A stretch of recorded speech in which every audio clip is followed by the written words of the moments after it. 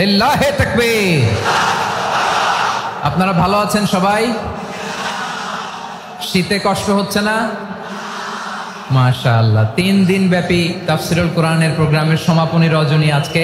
আমি খুব লম্বা সময় নিব না। আপনারা যদি এইভাবে বিশৃঙ্খলা করেন আর আপনাদের থামাতে যে ভলান্টিয়ার্সরা যদি হুইসেল বাজাতে থাকে, আমার কথা তো শোনা যাবে না, আমি মুনাজাত দিয়ে চলে যাব। খালাস, এটা তো আমার বিভাগীয় প্রোগ্রাম, খুলনা বিভাগের প্রোগ্রাম পেয়ে গেছে যশোর। মাশাআল্লাহ। যে টপিকটি নিয়ে আমি আপনাদের সামনে আজকে কথা বলতে চাই, টপিকটি অনেক গুরুত্বপূর্ণ। টপিকটি হচ্ছে হিউম্যান রিসোর্স ডেভেলপমেন্ট, মানব সম্পদ উন্নয়ন। কারণ আল্লাহ তাআলা আমাদের যা দেখ আর না দেখ এটা দিছে, মানুষ আর মানুষ, 18 কোটি মানুষ, ঠিক কিনা? এই 18 কোটির জনসংখ্যার দেশে বসবাস করে আমরা খুশি না বেজার? খুশি হইতে হবে, বেজার হইেন না। জাপানের খবর জানেন? তাদের গ্রোথ রেট নিচের দিকে, উল্টো, জনসংখ্যা নাই। বাচ্চা নিলে, সন্তান নিলে গভর্নমেন্ট তাদের টাকা দেয়। আমাদেরকে আল্লাহ তাআলা দয়া করে মায়া করে এই সম্পদটা দিয়েছেন।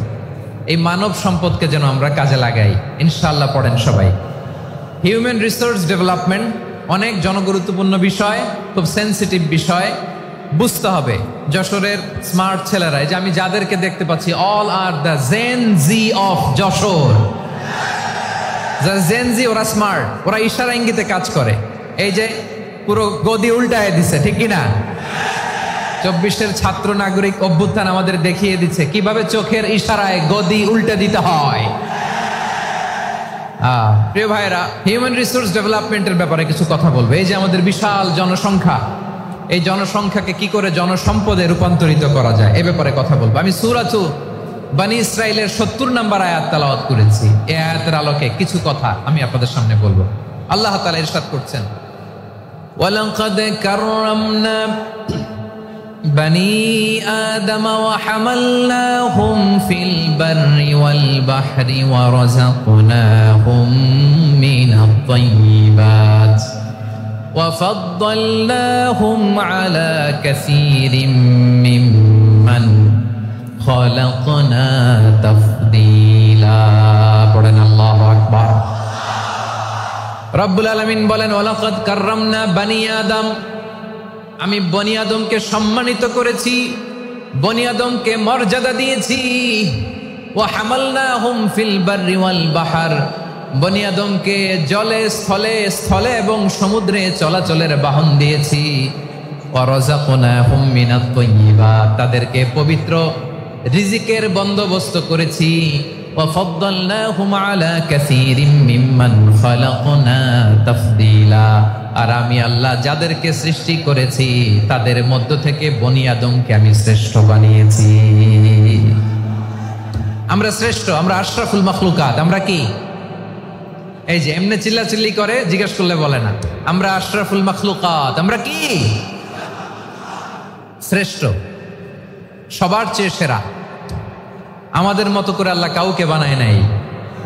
2 পায়ে ভর করে, শির দ্বারা এরকম স্ট্যান্ড রেখে মাথা উঁচু করে দাঁড়াতে পারে এরকম কোন প্রাণী পৃথিবীতে আছে? এজন্য আল্লাহ বলেন, ওয়ালাকাদ কাররামনা বনী আদম, আমি বনী আদমকে সম্মানিত করেছি, তাদেরকে আমি মর্যাদা দিয়েছি।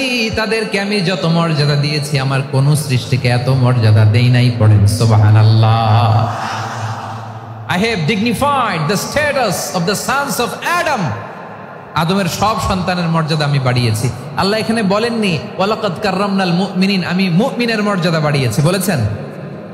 আল্লাহ এখানে বলেন নাই ওয়ালাকাদ কাররামনাল মুসলিমিন, আমি মুসলিমের মর্যাদা বাড়িয়েছি। আল্লাহ বলেছেন ওয়ালাকাদ কাররামনা বনী আদম, আমি বনী আদমের সম্মান বাড়িয়েছি। হোক সে মুমিন কিংবা কাফের, মুসলিম কিংবা মুশরিক, আস্তিক কিংবা নাস্তিক, আরব কিংবা অনারব, যেই হোক না কেন, আদম সন্তান সবগুলার মর্যাদা বাড়ায় দিয়েছে কে? সবার মর্যাদা আল্লাহ বাড়িয়েছে। মানুষ হিসেবে মর্যাদা।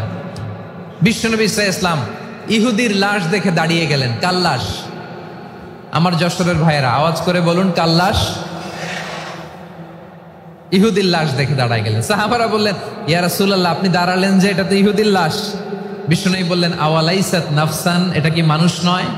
এটা হোক ইহুদি হোক খ্রিস্টান, এটা তো মানুষ। আমি মানুষ দেখে দাঁড়িয়েছি। আই স্যালিউট দ্য হিউম্যানিটি, আমি মানবতাকে সম্মান করেছি। পড়েন সুবহানাল্লাহ। তাহলে এই জমিনে মানুষের মর্যাদা বেশি, হোক আস্তিক, হোক নাস্তিক, হোক মুমিন কিংবা কাফের। আদমের সন্তান হলে, মানুষ হলেই তার মর্যাদা বাড়িয়েছে কে?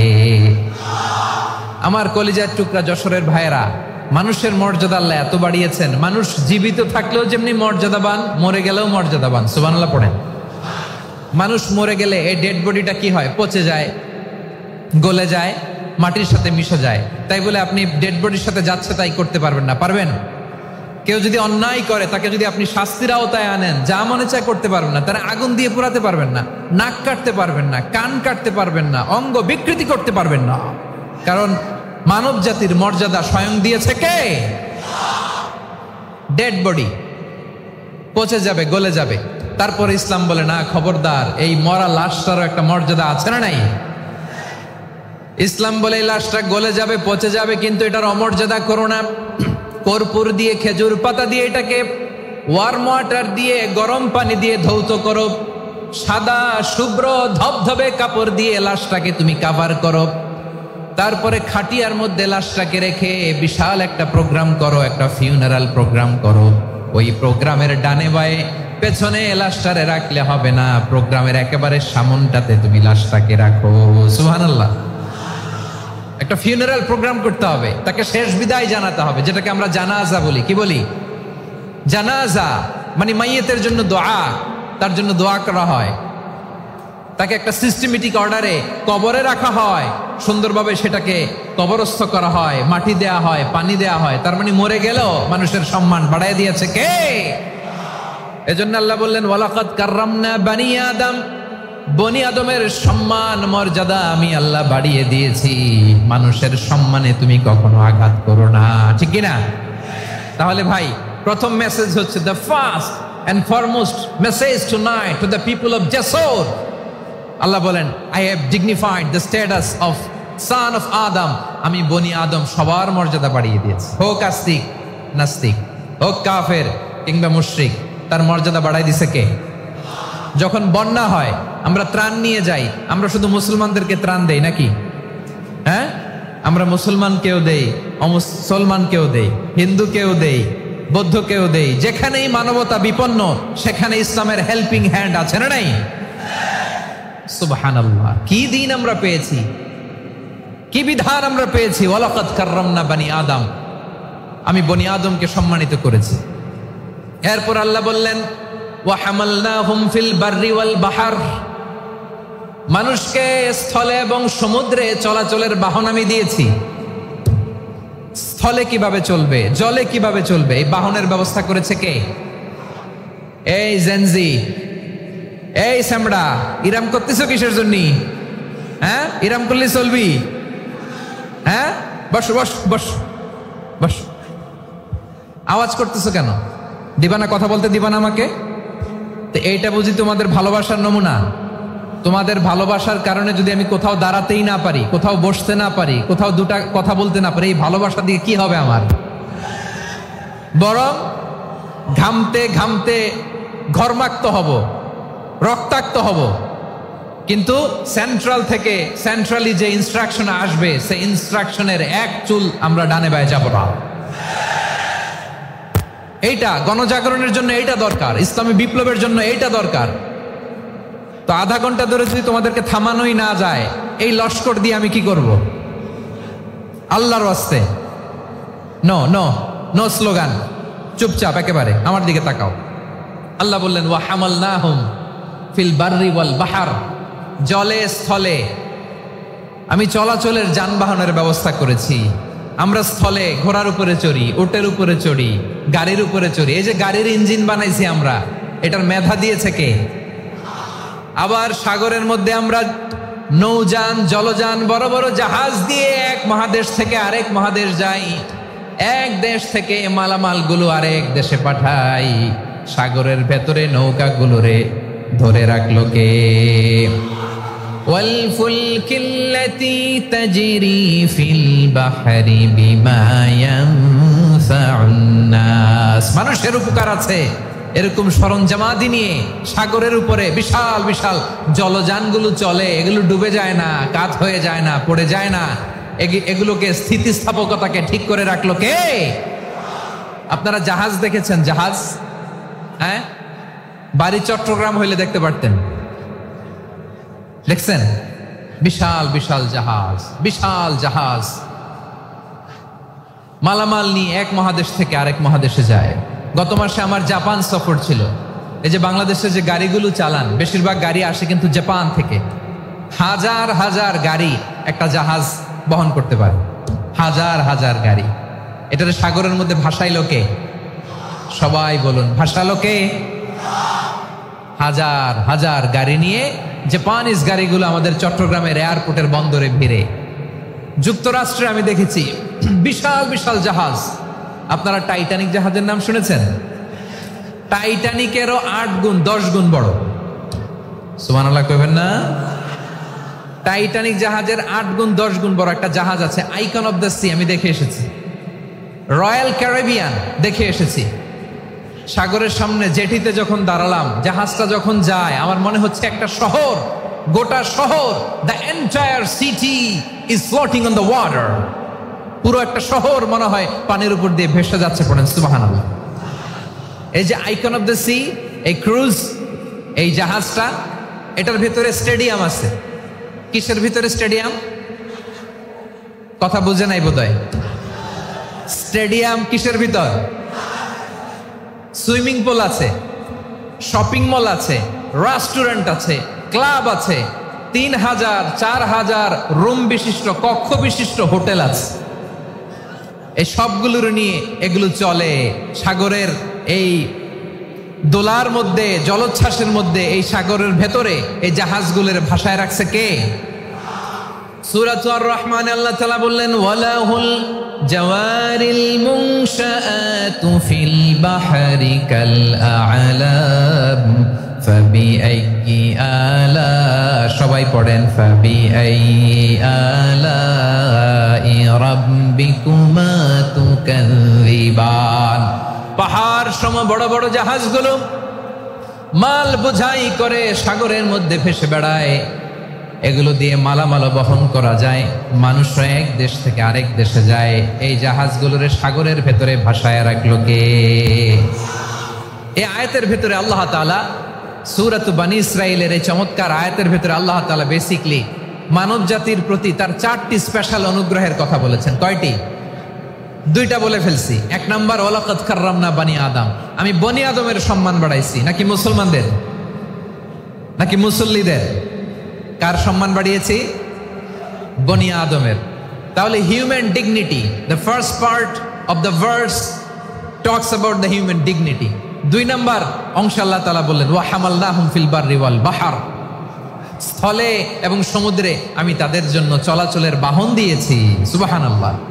তার মানে smooth movement on land and sea, জলে এবং স্থলে যাতে আমরা স্মুথলি মুভ করতে পারি আল্লাহ তাআলা দিয়েছেন। 3 নাম্বার আল্লাহ তাআলা বললেন, ওয়া রাযাকনাহুম মিনাত তাইয়্যিবাত, মানুষের জন্য আমি পবিত্র রিজিকের ব্যবস্থা করেছি। জলে এবং স্থলে যত প্রাণী আছে সবগুলা প্রাণীকে রিজিক দেয় কে? আমাদেরকে রিজিক দেয় কে? সাগরের মাছগুলোকে, বড় বড় তিমি মাছগুলোরে রিজিক দেয় কে? বাতাসের মধ্যে ভেসে বেড়ানো বড় বড় পাখিগুলো, স্ক্যান্ডিনেভিয়ান কান্ট্রি থেকে লক্ষ লক্ষ কোটি কোটি পাখিগুলো যে এক দেশ থেকে আরেক দেশে ট্রান্সফার হয়, এগুলোর রিজিক দেয় কে?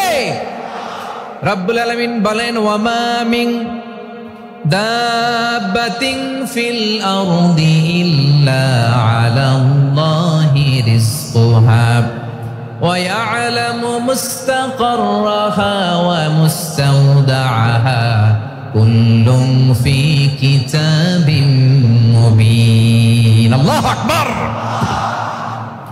রব্বুল আলামিন বলেন, ভূপৃষ্ঠে বিচরণশীল যত প্রাণী আছে সব প্রাণীগুলোকে আমি আল্লাহ আমার নিজের কুদরতে রিজিকের বন্দোবস্ত করি। এই প্রাণীগুলো কোথায় থাকে, কোথায় যায়, সব জায়গায় আমি রিজিক পৌঁছে দেই। রিজিক কেউ দিতে পারে না, রিজিকের মালিক কে? রিজিকের মালিক তিনি আল্লাহ। এজন্য আল্লাহ তাআলা বললেন, ওয়া রাযাকনাহুম মিনাত তাইয়্যিবাত। এরপরে আল্লাহ বললেন, ওয়া ফাদ্দালনাহুম আলা কাসীরিম মিম্মান খালাকনা তাফদীলা। আমি যত প্রাণী সৃষ্টি করেছি সকল প্রাণীর মধ্যে মানুষের মর্যাদা শ্রেষ্ঠত্ব আমি দিয়েছি। সুবহানাল্লাহ পড়েন। তাহলে এক নম্বরে আল্লাহ বললেন আমি বনি আদমের মর্যাদা বাড়ালাম। এরপরে বললেন স্থলে এবং সমুদ্রে চলাচলের জন্য যানবাহন দিলাম। 3 নম্বরে আল্লাহ বললেন পবিত্র রিজিকের ব্যবস্থা করে দিলাম। এরপরে আল্লাহ বললেন যত প্রাণী আছে সৃষ্টি আছে সবগুলার উপরে আমি মানুষকে শ্রেষ্ঠত্ব দিলাম। সুবহানাল্লাহ। তাহলে সবচেয়ে বেশি শ্রেষ্ঠত্ব মানুষের। কার? মানুষের। শুধু তাই নয় প্রিয় ভাইরা, আকাশ এবং জমিনে যা কিছু আছে সবকিছু মানুষের জন্য, মানুষের কল্যাণে, মানুষের প্রয়োজনে, মানুষের বশীভূত করে সৃষ্টি করেছেন কে?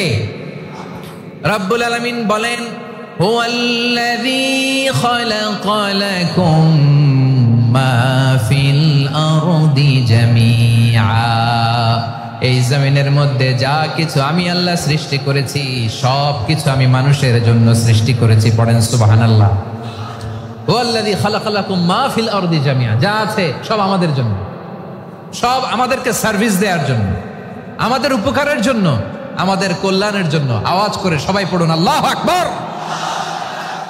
অন্য আয়াতে আল্লাহ বললেন ওয়াসাখখারা লাকুম মা ফিস সামাওয়াতি ওয়া মা ফিল আরদি জামিআম মিন ইন্না ফি যালিকা লাআয়াতিন লিকাউমি ইয়াতাফাক্কারুন।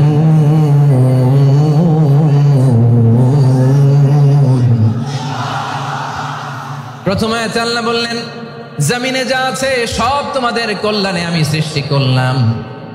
এরপরে আল্লাহ বললেন আকাশেও যা আছে সব তোমাদের জন্য সৃষ্টি করলাম, তোমাদের অনুগত বানিয়ে দিলাম। পড়েন সুবহানাল্লাহ। মানুষের কি ব্রেইন দেখেন, মানুষ জমিন ছেড়ে আকাশে চলে যায়। পাখি দেখে মানুষের শখ হলো পাখি যেহেতু উঠতে পারে আমরাও পারবো। অরবিল রাইট, উইলবার রাইট, 2 ভাই মিলে আঁকাঝোঁকা করতে করতে করতে করতে প্লেন বানায় ফেললো। কোন সুবহানাল্লাহ। এখন পাখিও ওরে আমরাও ওরি। এরপরেই মানুষের কৌতূহল থামে না এখানে। মানুষ চলে গিয়েছে চাঁদে। কোথায় গেছে? এখন কিন্তু চাঁদে জমি বিক্রি হয় জানেন। পৃথিবী নিয়ে মারামারি শেষ। রাশিয়া আমেরিকা এখন ধরছে চাঁদ আর মঙ্গল গ্রহ। এখন চাঁদে জমি বিক্রি হয়, মঙ্গলে জমি বিক্রি হয়।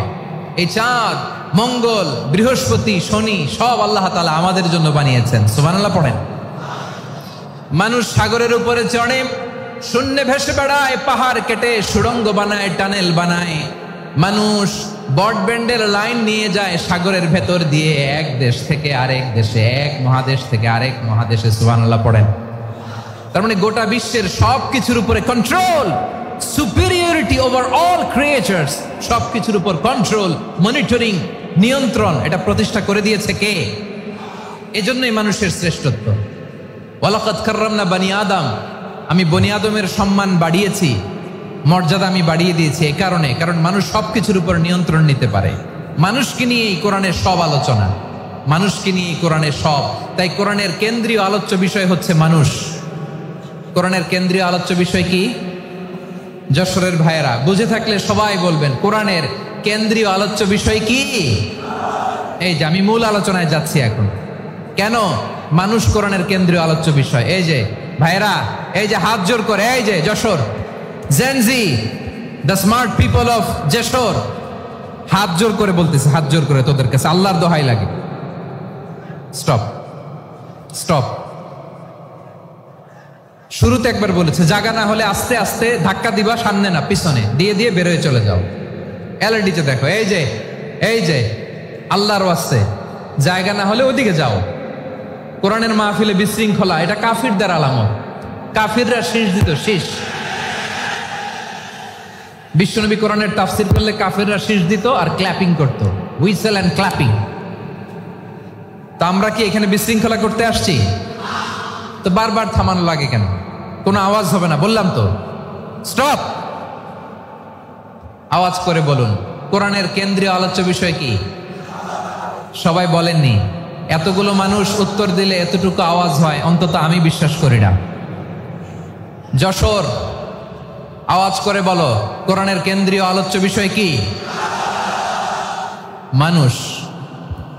এই মানুষ কোরআনের কেন্দ্রীয় আলোচ্য বিষয়। মানুষকে আল্লাহ স্বাধীনতা দিয়েছেন, ফামান শাআ ফালইউমিন ওয়া মান শাআ ফালইয়াকফুর। চাইলে মুমিন হতে পারো, চাইলে কাফের হতে পারো, তোমার ইচ্ছা। তবে জেনে রাখো, মুমিন হলে পাবা জান্নাত, কাফির হলে পাবা জাহান্নাম। নাও দ্য ডিসিশন ইজ ইয়ার্স। সিদ্ধান্ত তোমার, জান্নাতে যাবা না জাহান্নামে যাবা। যশোরের ভাইয়েরা আওয়াজ করে বলুন, কই যেতে চান, জান্নাতে না জাহান্নামে? ডান দিকে না বাম দিকে? ডানপন্থী না বামপন্থী? চিল্লা চিল্লি না চুপচাপ? চুপচাপ কয়ে আবার চিল্লাচিল্লি শুরু করেছে। মাশাআল্লাহ। তাহলে কোরআনের কেন্দ্রীয় আলোচ্য বিষয় মানুষ। আমার সাথে থাকতে হবে, তোমাদেরকে নিয়ে আমি আলোচনা শেষ পর্যন্ত যাব। অনেক গুরুত্বপূর্ণ কথা বাকি আছে, আমাকে সহযোগিতা করতে হবে। মাশাআল্লাহ, এই তো ঠান্ডা হয়েছে। হ্যাঁ, ঠিক আছে ঠিক আছে ঠিক আছে। মানুষকে আল্লাহ এত স্বাধীনতা দিয়েছেন, মানুষ চাইলে অনেক ভালো হইতে পারে। ভালোর রাস্তাও খোলা, খারাপ হওয়ার রাস্তাও খোলা। ভালো হইলে মানুষ অনেক ভালো, খারাপ হইলে অনেক খারাপ। ভালো হইলে সবচেয়ে ভালো, খারাপ হইলে সবচেয়ে খারাপ। এজন্য সিদ্ধান্ত আপনাকেই নিতে হবে। আল্লাহ তাআলা বলছেন, লাকাদ খালাকনাল ইনসানা ফি আহসানি তাকওয়িম সুম্মা রাদাদনাহু আসফালা সাফিলিন। আমি মানুষকে অনেক সুন্দর অবয়বে, সুন্দর আকৃতিতে সৃষ্টি করেছি। তার শুধু চেহারার ডিজাইনটাই সুন্দর নয়, তার ব্রেনটা বড্ড সুন্দর, তার মানসিকতা বড্ড সুন্দর, তার সৃজনশীলতা বড্ড সুন্দর। পড়েন সুবহানাল্লাহ। আমাদের চেহারা, অবয়ব, ডিজাইন যে সুন্দর তা না, আমাদের ব্রেনটা অনেক সফিস্টিকেটেড ব্রেন, অনেক সফিস্টিকেটেড। এই 1.5 কেজি ব্রেন ইউজ করে মানুষ গোটা বিশ্বে সভ্যতা বিনির্মাণ করেছে, ঠিক কিনা? এই ব্রেন আল্লাহ তাআলা আমাকে দিয়েছে। এটারে কাজে লাগালে, আপনার 6 সেন্স কাজে লাগালে আপনি অনন্য মানুষ হয়ে উঠবেন, মহামানবে রূপান্তরিত হবেন। মানুষ হতে পারে, চাইলেই মহামানব হতে পারে। আবার যদি মানুষ চায়, খারাপও হতে পারে। আল্লাহ বললেন শুধু ভালোই না, ভালো হতে চাইলে অনেক ভালো তুমি হতে পারো, আবার খারাপ হতে চাইলে অনেক খারাপ তুমি হতে পারো। সুম্মা রাদাদনাহু আসফালা সাফিলিন।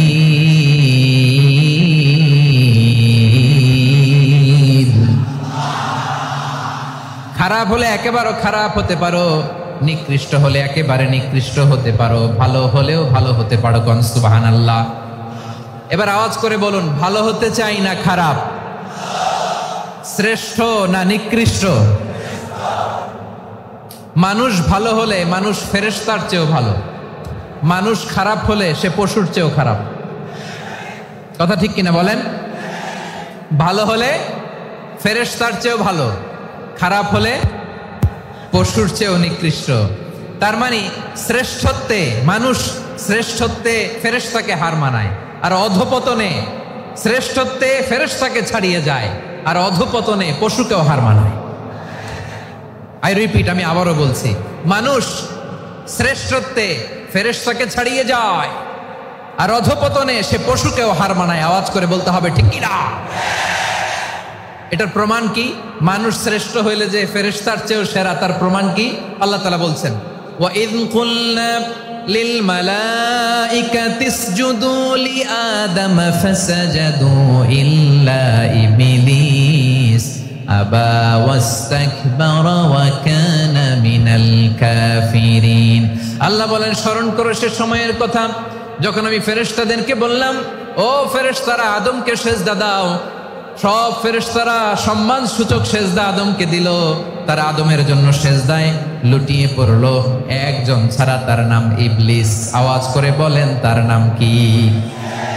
সে অহংকার প্রদর্শন করলো, সে কাফের হয়ে গেল। বাকি সব ফেরেশতারা সেজদা দিল। সুবহানাল্লাহ। আবার আদম আলাইহিস সালামকে আল্লাহ জিজ্ঞেস করলেন, সব বলে দিল উত্তর, কিন্তু ফেরেশতাদেরকে একই প্রশ্ন জিজ্ঞেস করলেন, তারা উত্তর করতে পারে নাই।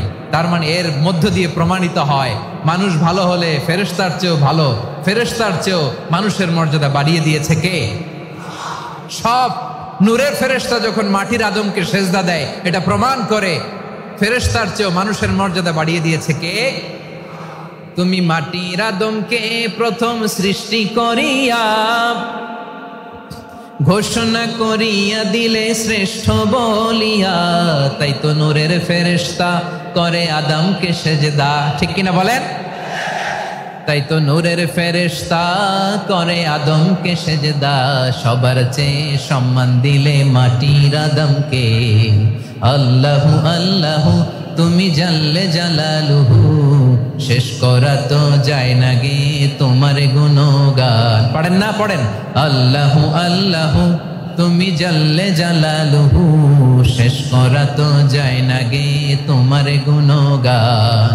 আল্লাহু আল্লাহু আল্লাহু আকবার। আদমের মর্যাদা বেশি, মানুষের মর্যাদা বেশি, মানুষ শ্রেষ্ঠ তার প্রমাণ।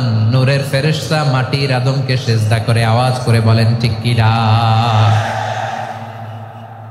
তাহলে মানুষ ভালো হলে ফেরেশতার চেয়ে ভালো। আবার মানুষ যদি খারাপ হয় সে পশুর চেয়েও খারাপ। অধপতনে পশুত্বকে হার মানায়। তার প্রমাণ কি? তার প্রমাণ হচ্ছে যশোরের ভাইরা দেখবেন পত্রিকায় নিউজ পেপারে মাঝে মাঝে এরকম দেখা যায়, এক মানুষ আরেক মানুষকে হত্যা করে 20 টুকরা করে বস্তার ভিতরে ভরেছে। আপনারা এই নিউজ পড়েন নাই না? দেখেন নাই? দেখছেন? মানুষ মানুষকে হত্যা করে কয় টুকরা? জোরে বলেন। এখানেই ক্ষান্ত হয় না, আবার কোথায় ভরছে? বস্তার ভেতরে। আচ্ছা, বুঝে থাকলে আওয়াজ করে বলেন, কোনদিন শুনছেন একটা হাতি আর একটা হাতিকে হত্যা করে 20 টুকরা করছে, এরপরে বস্তার ভিতরে ভরছে? হয়েছে? তাহলে দেখেন, মানুষ যদি খারাপ হয় সে পশুকেও হার মানায়। চিল্লায় বলো ঠিক কিনা? এমনও দুশ্চরিত্র মানুষ আছে যার নজর থেকে 6 মাসের ছোট্ট মেয়ে থেকে শুরু করে 80 বছরের বৃদ্ধারাও নিরাপদ নয়। পশুকেও হার মানে। মানুষের ঘর জ্বালিয়ে পুড়ে মেসাকার করে দেয়, জনপদের পর জনপদ জ্বালায় দেয়। এরকম আছে না নাই? বোমা মেরে শহরগুলো উড়িয়ে দেয়। এই যে ইসরায়েল গাজার মধ্যে যে অ্যাটাক করেছে, এরা মসজিদ মানে নাই, মসজিদে বম ফেলেছে। এরা খ্রিস্টানদের চার্চ গির্জা মানে নাই, গির্জায় বম ফেলেছে। পৃথিবীর ইতিহাসে never happened in the history of the world that someone bombed on a hospital, on a ICU center. এমন হাসপাতাল যেখানে আইসিইউর রোগীরা আছে, ওই হাসপাতালের উপরও ইসরায়েলি সৈনিকেরা বোমা মেরেছে। জোরে বলেন ঠিক কিনা? এরা মানুষ? আওয়াজ করে বলেন, এরা মানুষ না। প্রিয় ভাইয়েরা, চোখ কান নাক মুখ থাকলেই মানুষ না। যা সামনে দেখেন এগুলো সব মানুষ না, এগুলো জনসংখ্যা। এগুলো কি? সবাই বলুন, এগুলো কি? বাড়ছে জনসংখ্যা, কমছে মানুষ। বাড়ছে জনসংখ্যা, কমছে। এই দুনিয়া এখন তো আর সেই দুনিয়া নাই, মানুষ নামের মানুষ আছে দুনিয়া বোঝাই। সেই মানুষের ভিড়ে আমার আসল মানুষ নাই। ঠিক কিনা? আসল মানুষের বড্ড অভাব, আসল মানুষের বড্ড অভাব। আমার ভাইয়েরা, মানুষ খারাপ হলে পশুকেও হার মানায়। আচ্ছা, আওয়াজ করে বলেন, এই যশোরের ছেলেরা দিক তাকাও, আওয়াজ করে বলো, যে ইসরায়েলি সোলজাররা উপর থেকে বোমা মারলো তারাও মানুষ? তারাও কি? ওরাও রক্তে মাংসে মানুষ, ওদেরও পরিবার আছে। বোমা মেরে যেই মেয়েটাকে তারা অনাথ বানায়, ইয়াতিম বানায়, ও কিন্তু বাসায় ওর মেয়েটাকে রেখে আসছে। ঠিক কিনা বলেন? বম্বিং করে যে বাবাকে মেরে, স্বামীকে মেরে স্ত্রীকে বিধবা বানায়, তারও ঘরে স্ত্রী আছে। উপর থেকে বম মেরে মানুষ মেরে দিচ্ছে, তারাও মানুষ। 1945 সালের 6 আগস্ট আমেরিকান সোলজাররা হিরোশিমায় বম মেরেছে। আমি নিজে দেখে এসেছি জাপানের হিরোশিমাতে। সকাল 8:15 মানুষ কেউ অফিসে যাচ্ছিল, কেউ খেতে খামারে কাজ করতে যাচ্ছিল। লিটল বয় নামে একটা বোম মেরেছে তারা। এই বোমের আঘাতে, পারমাণবিক এই বোমার রেডিয়েশনে আঘাতে, বোম ব্লাস্ট হওয়ার পরে মুহূর্তের মধ্যে 1,40,000 নাই। উপর থেকে যারা মারতেছে এরাও মানুষ, যাদেরকে মারলো তারাও। তার মানে মানুষে মানুষে পার্থক্য আছে না? নেই, মানুষে মানুষে পার্থক্য আছে। নাক কান চোখ মুখ থাকলেই মানুষ নয়। বাড়ছে জনসংখ্যা, কমছে মানুষ। চিল্লায় বলো ঠিক কিনা? তাহলে আমরা বুঝলাম মানুষ ভালো হলে অনেক ভালো, খারাপ হলে অনেক খারাপ। ও আমার কলিজার টুকরা যশোরের ভাইয়েরা, আসুন না 3 দিন ব্যাপী এই তাফসিরুল কোরআনের ঐতিহাসিক প্রোগ্রাম থেকে আমরা সিদ্ধান্ত নেই আমরা ভালো মানুষ হব নাকি খারাপ মানুষ হব। কলিজা থেকে, প্রাণ থেকে আওয়াজ করে সবাই বলুন, ভালো মানুষ নাকি খারাপ মানুষ? ভালো মানুষ হইতে হবে। ভালো মানুষ যারা জগৎটাকে এনলাইটেন করবে, যারা এনলাইটেন করবে, যারা সত্যের বীর সেনানী হয়ে দাঁড়াবে, যারা সত্যের পক্ষে কথা বলবে, যারা জালিমের মসনদকে ভেঙে খান খান করে দেবে। এরকম হওয়ার দরকার আছে না নাই? এরকম ভালো মানুষ আমরা হতে চাই কি চাই না? মানুষকে যত্ন নিলে মানুষ যে কত ভালো হয় আপনি কল্পনাও করতে পারবেন না। এই যে আপনাদের যশোরে যে ভালো ছেলেগুলো আছে, যে ভালো তরুণগুলো আছে, যে যুবকগুলো আছে, যে ভালো আলেমরা আছে, ভালো নেতারা আছে, সবাই যদি তাদের মতো হতো পুরো যশোরটা একটা জান্নাতের টুকরা হয়ে যেত। আওয়াজ করে বলেন ঠিক কিনা? মানুষকে নার্চারিং করলে, মানুষকে পলিশ করলে, মানুষকে গ্রুমিং করলে, মানুষকে সঠিক তারবিয়া দিলে মানুষ অনন্য হয়ে ওঠে। প্রতিটি মানুষ অনন্য। আমি অনন্য, আপনি অনন্য, আমরা সবাই অনন্য। সুবহানাল্লাহ বলেন। মানুষকে আল্লাহ তাআলা দিয়েছেন অসীম ক্ষমতা, অসীম ক্ষমতা। সুবহানাল্লাহ। একটা মানুষ পারে না এমন কিছু নাই, একটা মানুষ পারে না এমন কিছু নাই। বিশ্বাস করতে হবে, মানুষ যা কল্পনা করতে পারে ওইটা মানুষ করে দেখাতে পারে। যশোরের ভাইয়ের, আই রিপিট, আমি আবারও বলছি, এই চিল্লাচিল্লি করলে আমার এই গুরুত্বপূর্ণ কথা তোমরা মিস করবা, মিস করবা। কপাল পড়া হয়েও না, আওয়াজ করে কপাল পড়া হবে না। আমার দিকে তাকাও। মানুষ, মানুষ যা কল্পনা করতে পারে সেটা মানুষ করে দেখাতে পারে। তুমি তোমার কল্পনার রাজ্যকে সাজাও, তোমাকে হারাতে পারে এমন কোন শক্তি আল্লাহর জমিনে নাই। তোমার কি শক্তি, কি সম্ভাবনা তুমি জানোই না মিয়া। তুমি এদিকে তাকাও কেন? তোমার রাস্তা তো ওই দূরে। তুমি কোথায় যাবে, আল্লাহ তোমার টেনে কোথায় নিয়ে যাবে তুমি কিছুই জানো না। Plan big, dream big. কল্পনার শক্তিকে বড় করো। মানুষ যা কল্পনা করতে পারে মানুষ তা করে দেখাতে পারে। মানুষের কাছে অসাধ্য কিছু নাই মৃত্যু ছাড়া, এক্সেপ্ট ডেথ। মৃত্যু ছাড়া মানুষ সবকিছুকে জয় করতে পারে। মৃত্যু ছাড়া যে কোনো অসাধ্যকে সাধন করার ক্ষমতা মানুষকে দিয়ে দিয়েছে কে? হারার জন্য তোমার জন্মই হয় নাই, তোমার জন্ম হয়েছে জিতার জন্য, বিজয়ের জন্য তোমার জন্ম। মানুষের শুরুটাই হয় বিজয় দিয়ে। যশোর, আওয়াজ করে বলো, মানুষের শুরু হয় কি দিয়ে? আমরা যখন আমার পিতার পৃষ্ঠদেশে ছিলাম, পিতার পৃষ্ঠদেশ থেকে শুক্রাণু যখন মায়ের গর্ভদেশে যেয়ে পড়ে, কতটা শুক্রাণু ভ্রমণ শুরু করে জানো? 20 কোটি শুক্রাণু।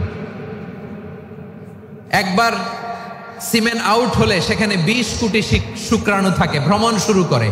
ওই 20 কোটি শুক্রাণুর মধ্যে থেকে তুমি আমি আজকে এক বিকশিত শুক্রাণু মানব রূপে পৃথিবীতে এসেছি। সুবহানাল্লাহ। ওই 20 কোটি শুক্রাণুর প্রতিযোগিতায় সবাইরে পেছনে ফেলে সেদিন আমি সফল হয়েছিলাম, সেদিন আমি বিজয়ী হয়েছিলাম। সেদিন আমি এত ছোট ছিলাম মাইক্রোস্কোপ দিয়েও আমার অস্তিত্ব টের পাওয়া যায় না। আমি এত তুচ্ছ ছিলাম, নগণ্য ছিলাম। আমার কান ছিল না, আমার চোখ ছিল না, আমার হাত ছিল না, আমার জন্য রিকমেন্ডেশন করার মতো মামু ছিল না, খালা ছিল না, কেউ ছিল না। তারপরেও ওই প্রতিযোগিতায়, ওই কম্পিটিশনে যখন আমারে কেউ হারাতে পারে নাই, আল্লাহর জমিনেও আমারে কেউ হারাতে পারে না। হারার জন্য তোমার জন্মই হয় নাই, তুমি আসছোই জিতার জন্য। সুবহানাল্লাহ। বিশ্বনবী বলেন, আন্নাসু মাআদিন কামাআদিনি যাহাবি ওয়াল ফিদ্দা খিয়ারুহুম ফিল জাহিলিয়াতি খিয়ারুহুম ফিল ইসলাম। Peoples are like mines of gold and silver. সোনার খনি, রূপার খনি, এর চেয়ে বড় খনি হচ্ছে এই মানব সম্পদের খনি। আওয়াজ করে বলেন আল্লাহু আকবার। আল্লাহ তাআলা এই সম্পদ আমাদেরকে দিয়েছে। বিশ্বনবী বলেন, মানুষ হচ্ছে খনির মতো, খিয়ারুহুম ফিল জাহিলিয়াতি খিয়ারুহুম ফিল ইসলাম, জাহিলি যুগে যারা সেরা, ইসলামেও তারা সেরা। ইদা ফাকুহু, যদি তারা বুঝবান হয় তাহলে তাদেরকে সেরা বানায় দিবে কে? তাহলে মানুষের চেয়ে সেরা কেউ হতে পারে? মানুষের চেয়ে অনন্য কেউ হতে পারে? মানুষকে কেউ হারাতে পারে? আওয়াজ করে বলো, তোমাকে কেউ হারাতে পারবে? এই সাহস জাগছে আজকের আলোচনা থেকে। আমি তুমি অনন্য, আমাকে তোমাকে হারায় দেওয়া এত সহজ না, ঠিক কিনা? একটা কথা জীবনের সাথে সেট করে নিতে হবে, আমি জিতি নয় শিখি, আমি কখনো হারি না। জীবনের সাথে সেট করে নাও, জেনজি অফ জেসর, আমি কখনো হারি না, আমি হয় জিতি নয় শিখি। চিল্লায় বলো ঠিক কিনা? আমি কখনো হারি না, আমার হারানো এত সোজা না। কি সাহস জাগছে? বুকে সাহস জাগছে? তাকবীর পড়ো, লিল্লাহে তাকবীর। তাহলে বিশ্বনবী বললেন নাসু মাআদিন, মানুষ হচ্ছে খনি। এই ধাক্কা ধাক্কি আমি জানি এগুলো ভালোবাসার ধাক্কা ধাক্কি, এজন্য আমি সহ্য করে নেই। এগুলো যে ভালোবাসার ধাক্কা ধাক্কি এটা আমরা বুঝি। পৃথিবীর কোন আইন, সিকিউরিটি প্রটোকল দিয়ে এটারে মানানো যাবে না, কারণ এটা তো ভালোবাসা, লাভ। লাভ কোনো আইন কানুন দিয়ে বাধা যায় না, মানানো যায় না, ঠিক কিনা বলো?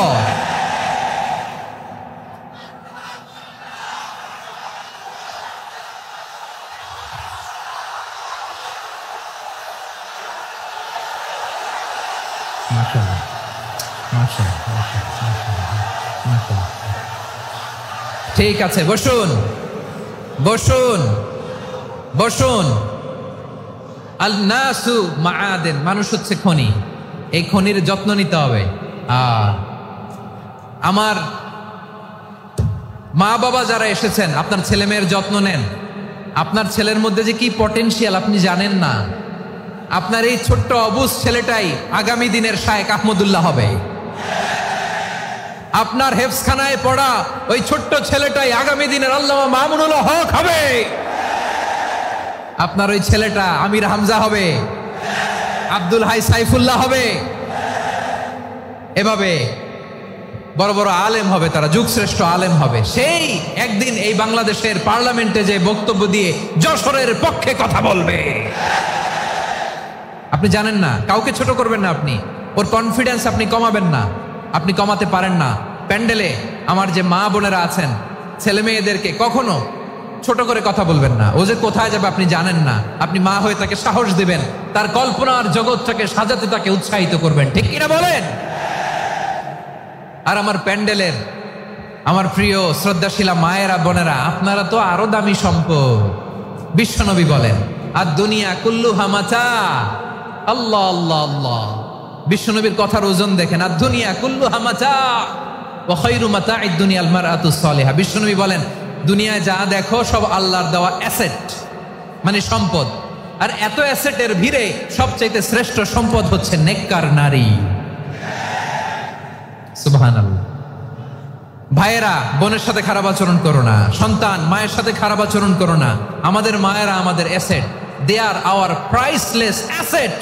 কারণ এই মায়েদের পেটে এসেছে আল্লাহর ওলিরা, এই মায়েদের পেটে এসেছে খান জাহান আলী, এই মায়ের পেটে এসেছে শাহজালাল ইয়ামানি, এই মায়ের পেটে এসেছে আল্লাহর সব নবীরা।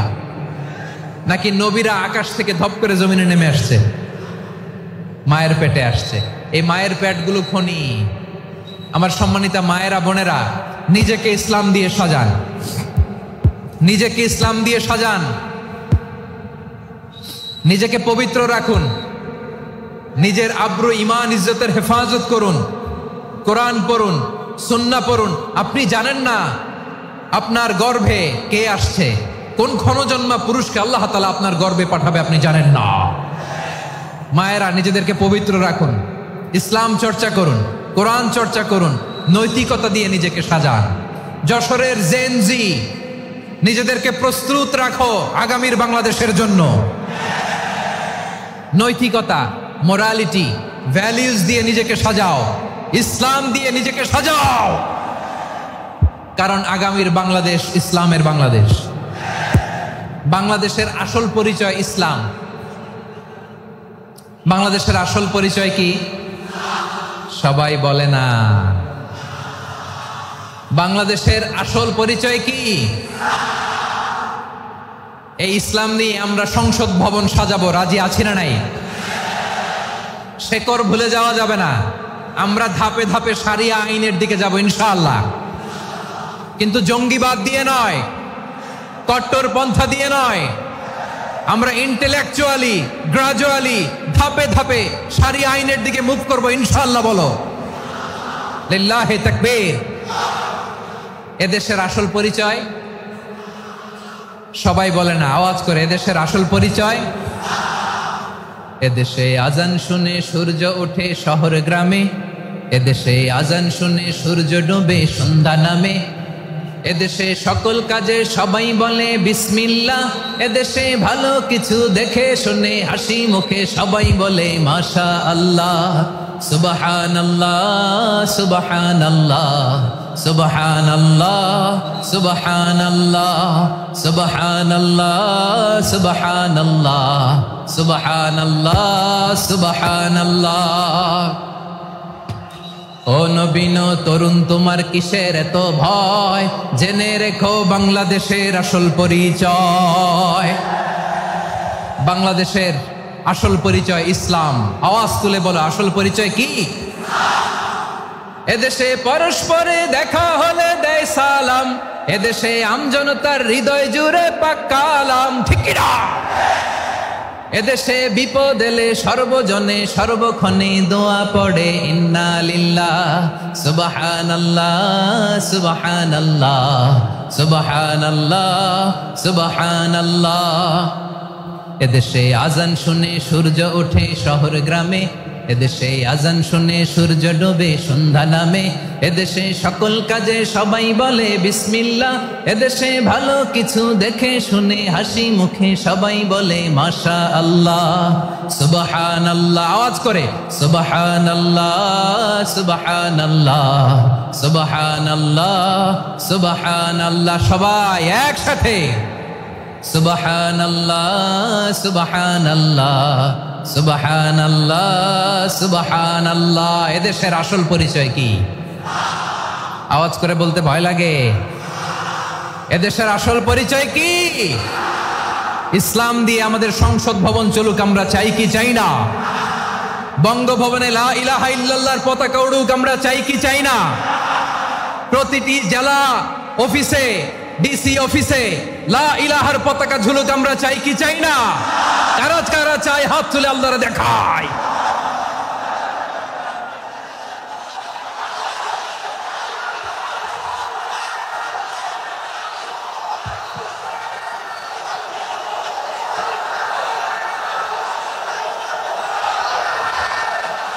মাশাআল্লাহ মাশাআল্লাহ মাশাআল্লাহ মাশাআল্লাহ। যশোর, আওয়াজ করে বলো, ভালো মানুষ না খারাপ মানুষ?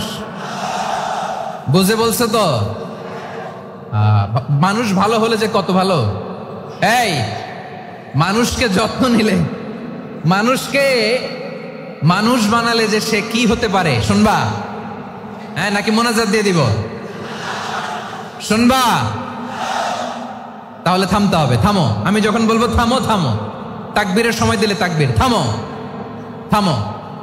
মানুষকে যত্ন নিলে, এই এদিকে এদিকে, ড্রোন নামায় ফেলো। হয়েছে, ড্রোনের ফুটেজ হয়ে গেছে, এবার ড্রোন নামায় ফেলো। আমার দিকে তাকাও। মানুষকে, তোমরা এদিক সেদিক তাকালে তো গুরুত্বপূর্ণ পয়েন্ট মিস হয়ে যাবে। এদিকে এদিকে, হ্যাঁ মাসি, ঠিক আছে, এদিকে। মানুষকে যত্ন নিলে মানুষের মধ্যে যে আল্লাহ কি পটেনশিয়াল রেখেছে। আমি জাপানের দুইটা উদাহরণ দেই। জাপানের, এই এই এভাবে এভাবে হবে, হয় বসো নয় পেছনে, কথা নাই, কথা তো বলাই যাবে না, হারাম কথা বলা। আজকে একেবারে চুপ, আজকের জন্য হারাম করে দিছে আমি কিছু সময়ের জন্য, একেবারে নিষিদ্ধ। জাপানের দুইটা উদাহরণ দেই, খেয়াল করে একটু শুনেন, বুঝবেন। আল্লাহ, 2022 সালে জাপানের সাথে জার্মানির খেলা, ফিফা ওয়ার্ল্ড কাপ 2022। এক পক্ষে জাপান, আরেক পক্ষে কোন দেশ? কথা শোনে নাই। এক পক্ষে কোন দেশ? আরেক পক্ষে সবাই। এক পক্ষে, আরেক পক্ষে ওই খেলায় জিতেছিল জাপান, জিতেছিল 22 সালের এই ফিফা ওয়ার্ল্ড কাপে জাপান ফুটবল খেলায় জিতে as a part of their celebration তারা খেলার পরে পুরো স্টেডিয়ামটারে ক্লিন করে, the fan base of Japan, lakh lakh মানুষ খেলা দেখতে যায়, তো এত ডাস্টবিনও তো নাই, তো যারা ডাস্টবিনে জায়গা পায় নাই তারা এই যে চকলেটের প্যাকেট, পানির বোতল, চিপসের প্যাকেট তারা এদিকে সেদিকে রেখে দিয়েছে। জাপানের ভক্তরা, জাপানের ফলোয়াররা as a part of their celebration তারা খেলার পরে পুরো স্টেডিয়ামের সব ময়লা আবর্জনা ক্লিন করে তারপরে বিদায় নিয়েছে।